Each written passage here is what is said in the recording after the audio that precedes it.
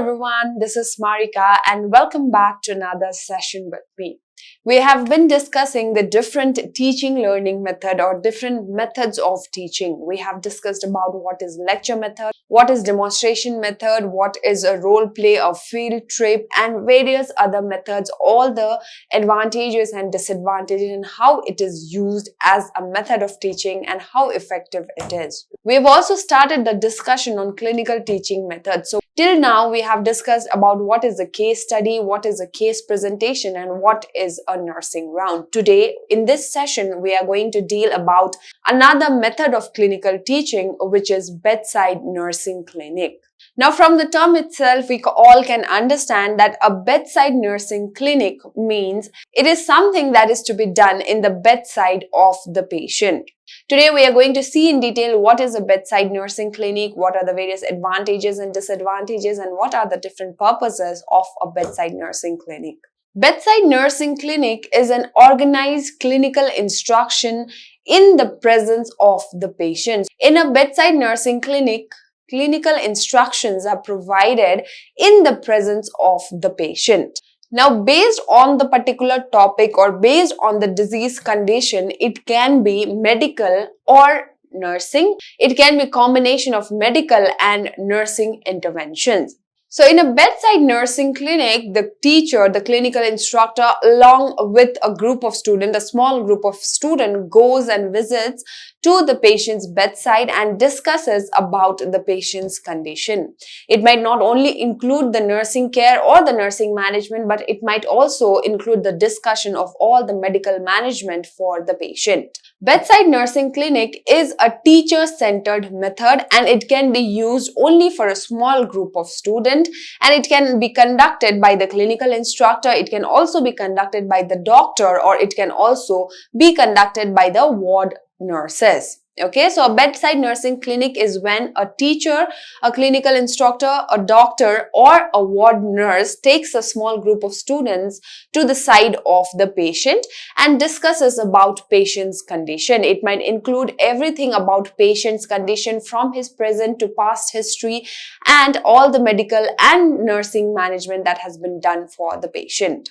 Basic information about the patient must be given by the clinical instructor to the students prior to going to the bedside of the patient. For example, the name of the patient and few other details like medical diagnosis and the past and present history or what was the cause of the illness can be briefly given to the students before the students are taken for the bedside clinic. Now, giving such information to the student helps the students to actually develop interest on the particular condition, and also the students can refer to the case sheet of the particular patient so that they contribute effectively during the bedside clinic. Now, as the term suggests, bedside clinic, and as I have been saying, it is conducted on the side of the patient, right? It is conducted on the bedside of the patient, but it is not always necessary to conduct it at the bedside of the patient. As nurses or as a team who's looking after the patient, we must see the convenience of the patient as well. Only if the patient is comfortable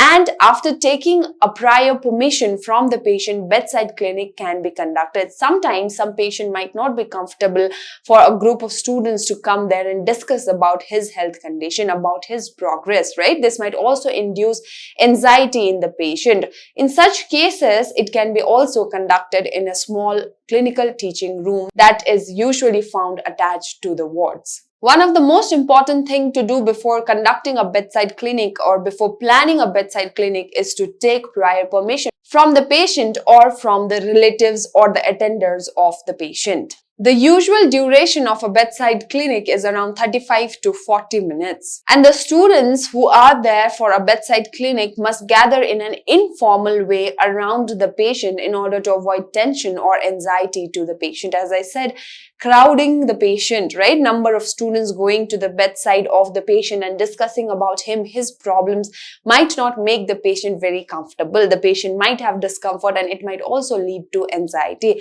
In order to avoid the tension, wherein the students can gather in an informal way as a group around the patient and also obtain permission from the patient or the attenders before they actually proceed on to the discussion session. Next thing we have to make sure for a bedside clinic is that the patient has to be taken into confidence. That means we have to make sure that the patient is comfortable and is actually okay for the bedside clinical discussion. If the condition of the patients permit, okay, if the patient is able to actually do it, we can ask the patient to brief on his disease condition. We can motivate the patient so that the patient actually personally shares his problem. As I said in the introduction, a bedside clinic is done in the presence of the patient, right? But the presence of the patient all throughout the bedside clinic is not a necessary aspect. It is not a must, all right?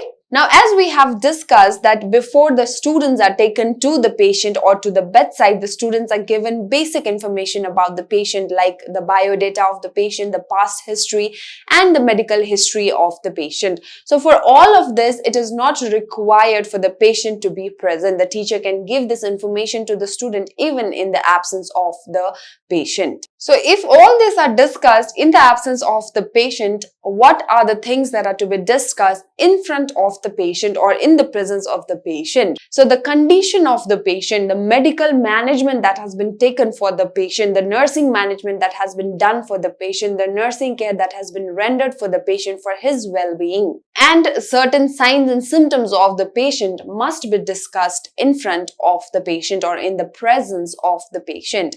The teacher here, the clinical instructor, must allow or must give opportunity to the students who are actually directly involved in the care of the patient to contribute their points as well.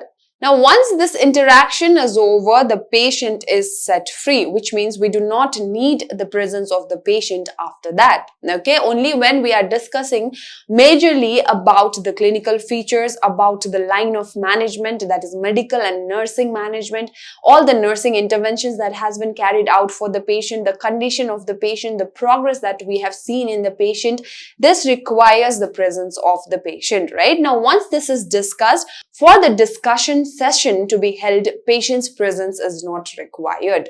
The doubts and questions of the students are clarified. So we have seen here in the beginning, the students are given basic information about the patient, right? The name, the biodata, and past medical history of the patient. Now, in the presence of the patient, we discuss about the progress that we have, all the management that has been done for the patient, that might include medical, surgical, and nursing management.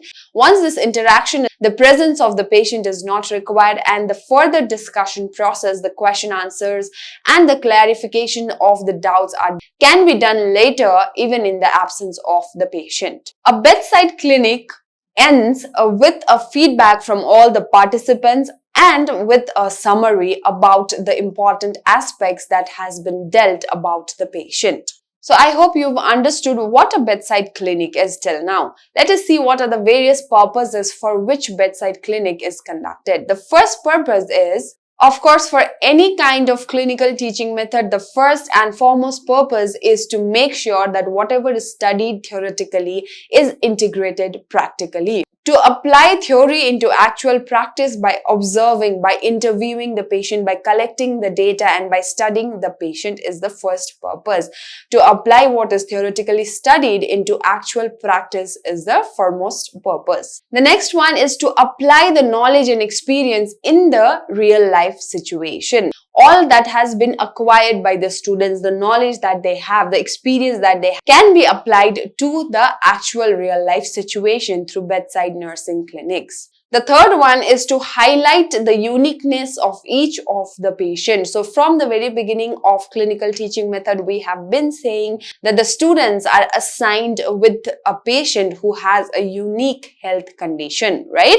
So here we have to understand that every individual is different. Even though they are in the same hospital under the care of a same nurse, they have different health needs, right? And they require different approaches to overcome their health health problems. The bedside clinic helps to highlight the uniqueness of individual patient as well. Next one is to understand certain apparatus that are used in a nursing care setup. So for every different patient, every different health condition, we have different apparatus that are used, right, according to the health need of the patient.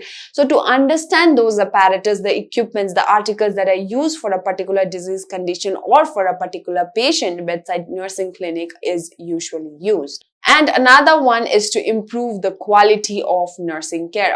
When we are discussing about the nursing care that is provided to the patient, we will be able to understand the problems that are found in nursing care, right? For a particular patient, all the cares that has been provided, yet the patient is not able to recover. Why the patient is not able to recover? What can be done? What are the points to be improved in nursing care? So, bedside nursing clinic will obviously help to improve the quality of nursing care being provided to the patient. I hope you've understood what is a bedside clinic and what are the major purposes of bedside clinic. Let us now see what are the advantages bedside clinic has to offer. The first advantage is, of course, again, correlation of what is theoretically studied into a practical aspect or practical knowledge, right? It gives opportunities for the students to actively participate in practical and real life situation. This is when the students will be able to build a relationship or have a correlation between what they have studied theoretically to actual real life situation or to actual practice. So to build a relationship between theoretical knowledge and practical knowledge is one of the major purpose of the bedside clinic and also one of the great advantage that it has to offer, especially in nursing profession. Next one, it provides opportunities for the nursing students to actually communicate with the patient, therefore developing their communication skills. Helps them to develop a rapport with the patient, helps them also to develop self-confidence and empathy. It will also help them to develop qualities that are required for critical thinking and decision making. The next advantage is that nursing bedside clinic helps the student to relieve their anxiety as they get the opportunity to directly interact with the patient and also under the supervision of a clinical instructor. Let us also see the disadvantages of a bedside nursing clinic. The first disadvantage is that it is not suitable for a large group of students. Obviously, as I said, in a bedside clinic, in the very beginning, we have discussed a small group of students are selected.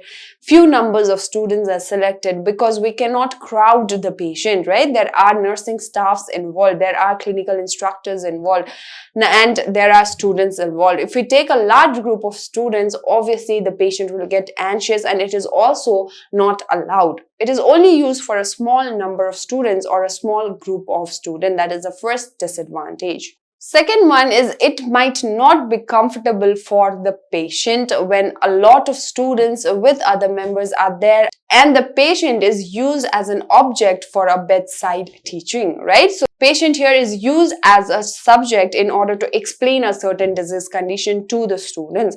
The patient might not feel comfortable about the entire procedure of a bedside clinic.